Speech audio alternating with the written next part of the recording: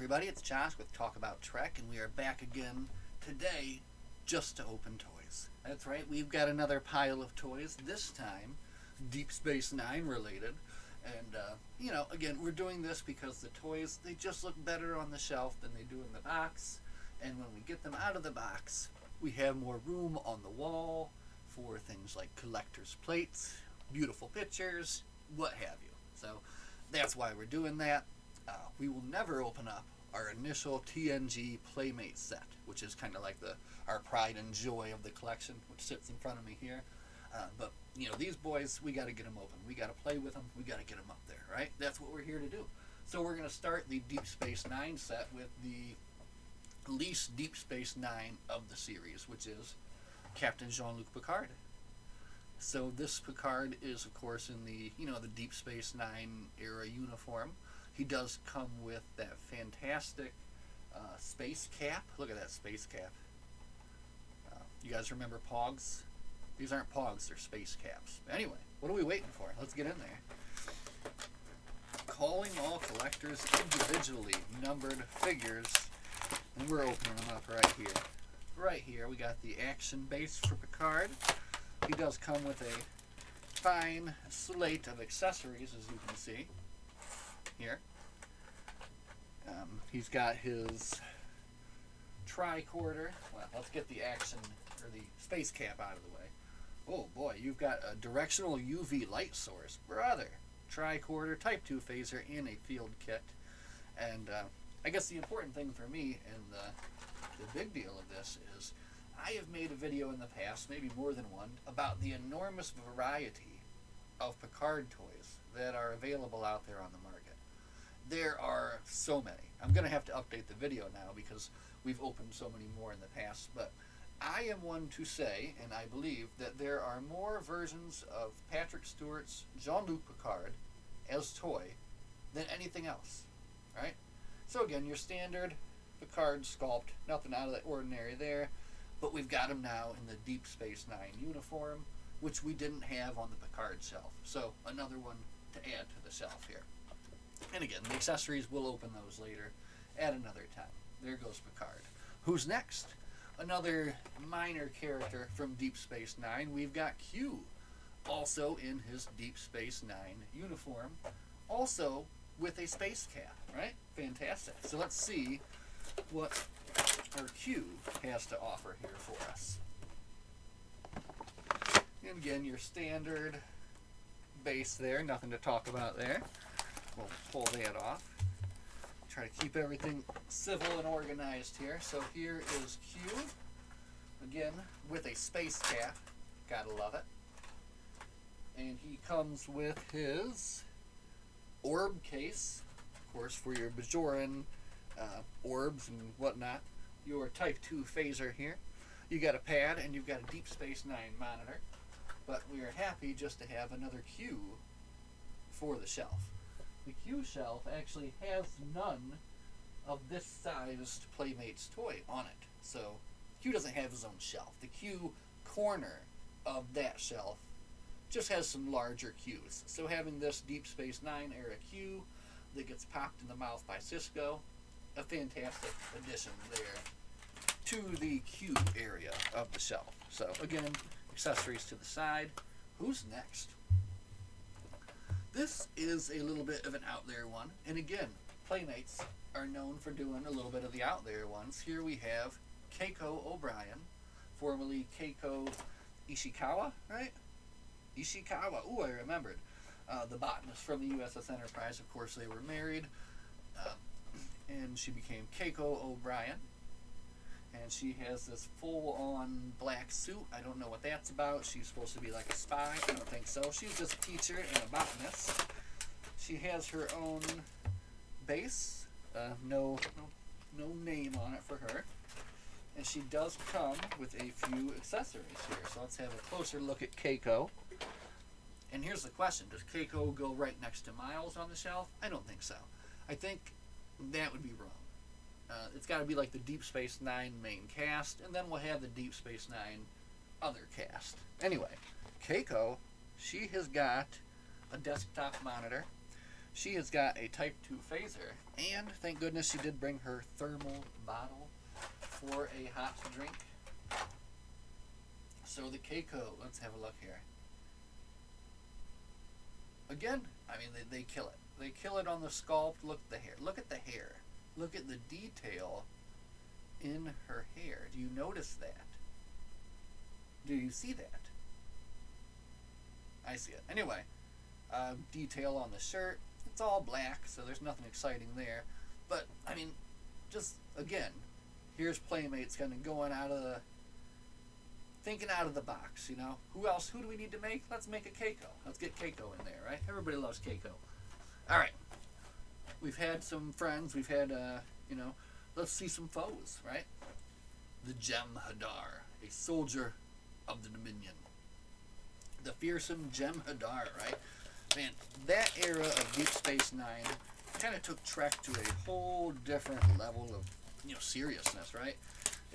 We'd seen battles, but we'd never seen a war, and that brought us that and everything that comes with that as well. So here is his action base, which is a wormhole, which is fantastic. I love it. Now let's look at the Jem'Hadar. He does come with this extra long card here. We'll get that out of the way first. Now, what does he come equipped with? He is ready for battle with his Jem'Hadar handgun, his Jem'Hadar knife, and you better believe he's got his Jem'Hadar rifle as well. But you will go unarmed onto the shelf, sir. No weapons on the shelf here. Anyway, there he is. And again, let's see if we can do better with no shaky hands. What do you say? Here we go. Boom. Look at that guy. You could almost tell which episode this one is from. He actually, for a Jem'Hadar, he looks a little bit happy. Am I right? He's kind of a happy guy. But anyway, you've got his tube there. He's got his Ketracel White getting fed through. And again, just a nice sculpt here from Playmates all around. Look at the detail on his little suit there. And he's got his little rat tail coming down here. Freaking sweet. The Jem'Hadar. And again, don't have a regular sized Jem'Hadar. So this is a first for the shelf. And it's going to fill out that Deep Space Nine enemy area very nicely here. So, oh boy. Things are heating up and getting exciting. We are now looking at the Trouble with Tribbles, Constable Odo. Now, I've already got the Trouble with Tribbles, Dr. Bashir, Dax, Captain Koloth, O'Brien, and Cisco open, hanging out over there. They've just been missing our good pal Odo, who does come with, oh god, 3 tribbles here. Look at that. So beware. Do not let those tribbles multiply. Now, let's see what else good old Mr. Odo comes with here. His action base is the kind of TOS looking one here, as you can see. And he does come with the Triple Tribbles game, which we'll try later to play. But boy, the accessories on this guy, right? Okay, let's go. We've got the Orb of Time, very important for time travel. 2 tribbles, caution, don't feed. A bomb scanner, got to find that tricobalt explosive device. And of course, the standard issue tricorder. So, again, a good round of accessories, which we'll find their home in the accessory zone. But the big draw here is Odo in his kind of civilian TOS uniform, right? Look at that giant buckle. That's a massive buckle on his belt there. Good detail on the jacket. Look at that. Stripes on the shirt. Odo looking good as always. And again, just another fun sculpt from a single episode. They did a whole line just from that episode, right? Alright, get these tribbles out of here before they start multiplying. Now, we're not done with Odo yet. And we're not done with them just hitting a single episode for a sculpt here. So here we have Security Chief Odo from the episode Necessary Evil. So this is when he is basically working for the Cardassians, right, still? So here you can see the Bajoran style action base. Of course, He does come equipped with his space cap. Let's get that out of the way. Boom. Nice looking space cap, though.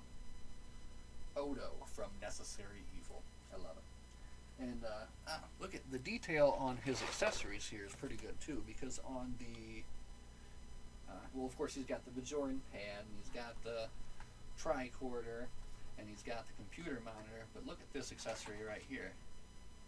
That's a list of Bajoran traders right there. And look at the detail they went on this list of Bajoran traders.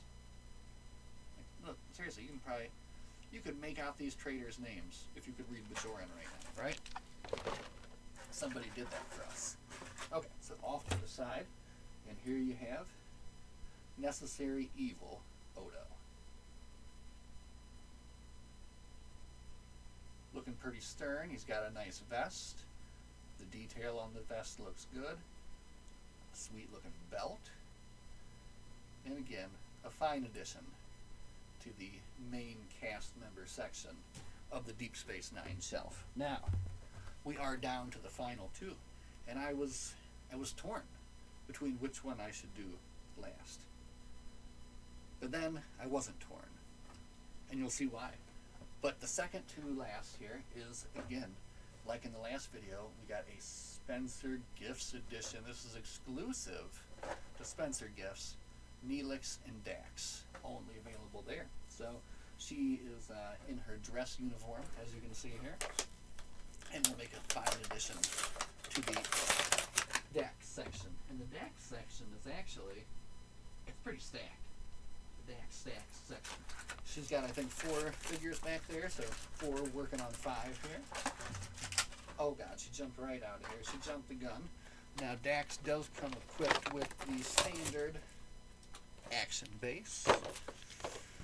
And of course she does come with the Ziantara candle. So this is the meditation flame used in the memory transference ritual. Very important. You're going to need one of these. Ryzian perfume, and of course your phaser and your Zintara pitchers. Pours liquid taken from the pools of Trill symbiotes. Whoa. Alright, here we go. Second to last Deep Space Nine toy we're looking at here today is dress uniform Dax. And again, man, looks good, right? The gold piping on the uniform looks good. Let's go to the side here to spin it all around. Very nicely done. Nice smile on Dax's face here. And again, Playmates does a fantastic toy, and it's going to look so much better standing over there than in that box down there in that corner where I couldn't even see it. Now you'll see why I was torn between Dax and Morn. Morn. Who doesn't love Morn? I mean, the only complaint I guess about Morn is he does talk too much. I mean, honestly, give the other characters a little bit of time. Now, one final cursory look at the shelf. There's Quark. Now, there's no Morn. I got no Morn. So, this is crucial. Now, here's the question. I'm almost thinking now, check this out. Deep Space Nine crew is going to have like their own whole shelf, right? Then Deep Space Nine extras get their own shelf. And I think Quark will anchor that extra shelf. And anchoring that with Quark will of course be his #1 patron, Morn. Now, if you guys don't know, Morn is kind of a play on Norm, the character from Cheers, and you know, the barfly kind of who's always there. So here's your Morn action base, and let's see what we can say here about Morn. Not much other than that he does come equipped with a laser pistol. He's got pyramid dice. Let's remove that. He has gold pressed latinum bars. Yeah, Morn did have a little bit of a fortune, right? And an exotic beverage glass for Mr. Morn here. And again, a fantastic character. Just, you know, a little bit too talkative. You know, especially in some of these episodes, they could have given some more time to some of the other characters. But look at this thing. Look at this. This is probably one of the finest toys that's ever been created. And I'm not even joking about that, right? Look at this. It's a thing of beauty. So, I mean, if you don't already have one, I do encourage you to get your own Morn and get it on your shelf as soon as possible. This poor Morn has been on the wall for far too long, so very shortly after we're done here today, he's going to be joining Quark at the bar for a exotic beverage, right? Morn. But just keep your dang mouth shut, right?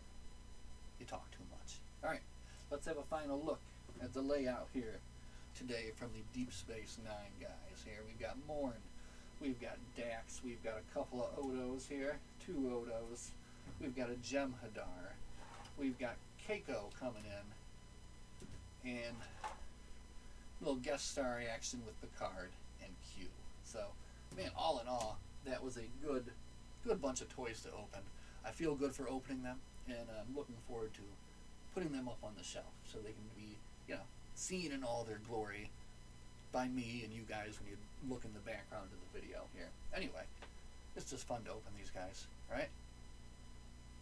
And it's Tuesday. It's a good day to open toys. Anyway, my friends, as always, live long and prosper. We'll see you guys in the next one. Have a good day.